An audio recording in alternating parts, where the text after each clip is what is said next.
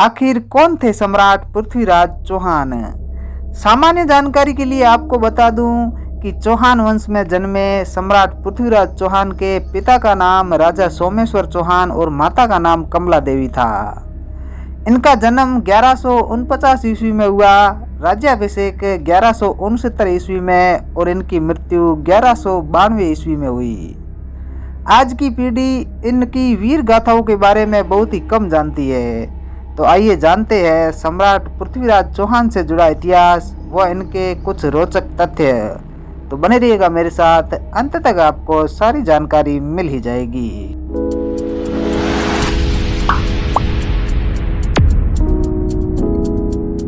सम्राट पृथ्वीराज चौहान ने 12 वर्ष की उम्र में बिना किसी हथियार के खूंखार जंगली शेर का जबड़ा फाड़ डाला था और 16 वर्ष की आयु में ही महाबली नाहर राय को युद्ध में हराकर मांडवकर पर अपनी विजय प्राप्त की थी। पृथ्वीराज चौहान ने तलवार के एक वार से जंगली हाथी का सिर धड़ से अलग कर दिया था। आपको यह सुनने पर विश्वास नहीं होगा, किंतु यह सत्य है कि महान सम्राट पृथ्वीराज चौहान की तलवार का वजन 84 किलो था और उसे यह एक हाथ से ही चलाते थे। सम्राट पृथ्वीराज चौहान पशु व पक्षियों के साथ बातें करने की कला भी जानते थे। पृथ्वीराज चौहान 1166 ईस्वी में अजमेर की गद्दी पर बैठे और महज 3 वर्ष बाद ही यानी 1969 ईस्वी में दिल्ली के सिंहासन पर बैठकर पूरे हिंदुस्तान पर राज किया। पृथ्वीराज चौहान की 13 पत्नियां थी, लेकिन इनमें संयोगिता सबसे प्रसिद्ध है। इन्होंने मोहम्मद गोरी को 16 बार युद्ध में हराकर जीवन दान दिया था और 16 बार कुरान की कसम खिलवाई थी।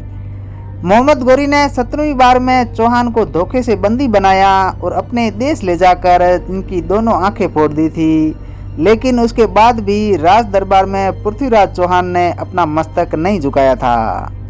मोहम्मद गोरी ने पृथ्वीराज चौहान को बंदी बनाकर अनेकों प्रकार की पीड़ाएं दी थी और कई महीनों तक भूखा भी रखा था, फिर भी सम्राट की मृत्यु न हुई। सम्राट पृथ्वीराज चौहान को अपने जन्म से ही शब्द भेदी बाण चलाने की कला ज्ञात थी, जो कि अयोध्या नरेश राजा दशरथ के बाद केवल उन्हीं में थी।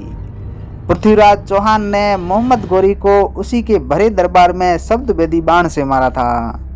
गोरी को मारने के बाद भी वह दुश्मनों के हाथों नहीं मरे, अर्थात अपने मित्र चंद्रबरदाई के हाथों से मरे थे।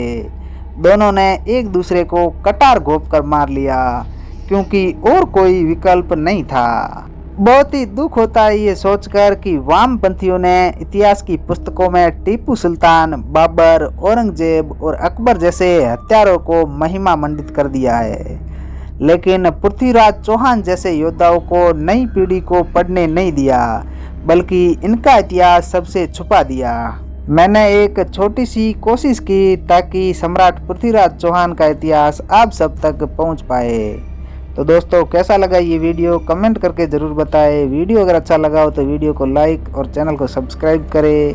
मैं मिलता हूँ किसी नए वीडियो में किसी नए टॉपिक के साथ। तब तक के लिए जय हिंद, वंदे मातरम।